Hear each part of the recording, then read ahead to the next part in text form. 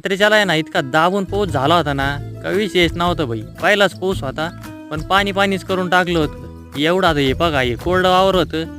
इतकं उन्हाने तापेल होतं तरी त्याच्यात इतकं पाणी साचलं. मग तुम्ही विचार करा किती पाऊस झाला असणार. आणि वातावरण आहे ना एकदम खतरनाकमध्ये झालं होतं. म्हणजे एकदम मस्तपैकी निव्वळ वातावरण, एकदम ढग एकदम कसं काय ओके ना.